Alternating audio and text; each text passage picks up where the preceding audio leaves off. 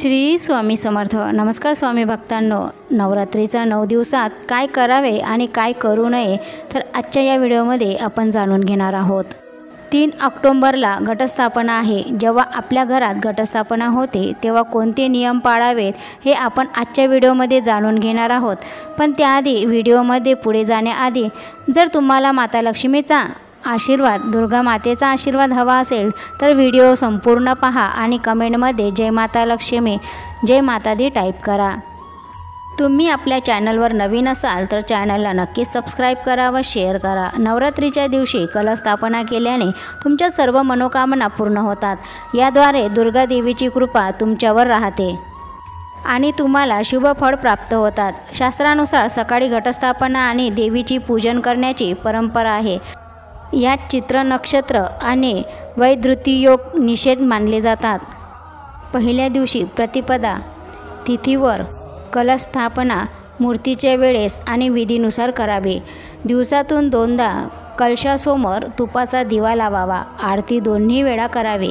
सकाळ संध्याकाळ न चुकता आरती करावी. घरातल्या सर्वांनी न चुकता एकत्र येऊन माता देवीची आरती करावी. दुर्गा सप्तशतीचे पठण करा. माता दुर्गाचे मंत्र आणि स्तोत्र या मंत्र जप दररोज सकाळ किंवा संध्याकाळ किंवा दिवसातून एकदा तरी दुर्गा स्तोत्राचे पठण करा. यामुळे पूजेचे पूर्ण फळ प्राप्त होते. जर तुम्हाला उपवास करायचा असेल तर उपवास करा आणि धार्मिक विधी देखील पाळा. फक्त सात्विक अन्न खा आणि आत्मसंयम ठेवा. कोणाचाही राग करू नका, वाईट बोलू नका, निंदा करू नका. नवरात्रीच्या दरम्यान सर्वत्र पवित्र वातावरण असते, म्हणून आध्यात्मिक प्रबोधन आणि तपस्या यामुळे आत्मशुद्धी होते. तपस्यासह आत्मसंरक्षणासाठी हा सर्वोत्तम काळ मानला जातो. तसेच या दिवसात चारीकडे सर्व शुद्ध वातावरण आणि पवित्र असते, कारण आई देवीची स्थापना प्रत्येकाच्या घरी झालेली असते. नवरात्रीच्या काळात दुर्गा सप्तशतीच्या ग्रंथाचे पठण करणे हे शुभ मानले जाते. हा सुद्धा एक अतिशय पवित्र ग्रंथ मानला जातो. ग्रंथ वाचणे जर शक्य नसेल तर तुम्ही मोबाईलवर हा ग्रंथ लावून श्रवण करू शकता. असं केले तरीसुद्धा आपल्याला वाचल्याचे फळ प्राप्त होते, कारण त्यामधील जर शब्द उच्चारणे शक्य नसेल तर मोबाईलवर लावून मोबाईलबरोबर आपण म्हणू शकतो. दुर्गा सप्तशतीचे पठण हे नवरात्रामध्ये अतिशय उच्च कोटीची सेवा मानली जाते. आवर्जून ही सेवा करावी. वर्षातून 2दा ही सेवा करण्याचे आपल्याला भाग्य लाभते, ते म्हणजे चैत्र नवरात्री आणि शारदाई नवरात्री. या दिवसामध्ये या ग्रंथाचे पठण केल्याने पुण्याची प्राप्ती होते. पवित्र सण आहे म्हणून स्वच्छतेचे प्राधान्य दिले पाहिजे. विशेष म्हणजे या काळात दररोज स्वच्छ धुतलेले कपडे परिधान करा. त्यामुळे आपल्या आजूबाजूचा परिसर स्वच्छ आणि प्रसन्न राहतो. त्यामुळे आपले मन देखील प्रसन्न राहते. या नवरात्रीच्या पावन दिवसात कोणत्या गोष्टी करू नयेत. 1. जर कलशाच्या आधी अखंड ज्योती प्रज्वलित केली असेल तर विझवू नका. ती विझणार नाही याची काळजी घ्या. आणि जर चुकून वात विझली तर अशुभ किंवा चुकीचे आहे घडणार असा याचा अर्थ मुळीच घेऊ नका, कारण नैसर्गिकरित्या चुकूनही असं होऊ शकतं. त्यामुळे त्याचे चुकीचे अर्थ काढू नका. आपण चित्रपटामध्ये टीव्हीमध्ये पाहतो त्यावेळेस असे चित्रकरण केलेले असते आणि आपली मानसिक भाव तसेच होऊन जाते आणि त्या सगळ्या गोष्टी आपण आपल्याशी जोडत जातो. त्यामुळे आपल्याला तसं वाटते आता वात विझणे किंवा दिवा विझणे हे आपल्याच निष्काळजीपणामुळे होऊ शकतं. त्यामुळे दिवा विझणार नाही याची काळजी घेणे आपल्या हातात आहे. उपवास पकडला असेल तर पूर्णपणे उपाशी राहू नका. जे पदार्थ उपवासासाठी चालतात ते नक्कीच खावेत. पूर्णपणे उपाशी राहिल्याने देखील आरोग्य बिघडण्याची शक्यता असते. त्यामुळे पूर्णपणे उपाशी राहू नये. उपवास नाही केला तरीही चालेल, पण या दिवशी मांसाहार करू नका आणि मादक पदार्थाचे सेवन करू नका. तामसिक पदार्थ खाऊ नका, जसे की कांदा, लसूण अशा गोष्टी आहारातून वर्ज्य करावेत. नवरात्रीच्या या पावन दिवसात दाढी, केस, नख कापू नका. कोणाबद्दल कठोर वागू नका आणि कोणाचा राग करणं टाळा.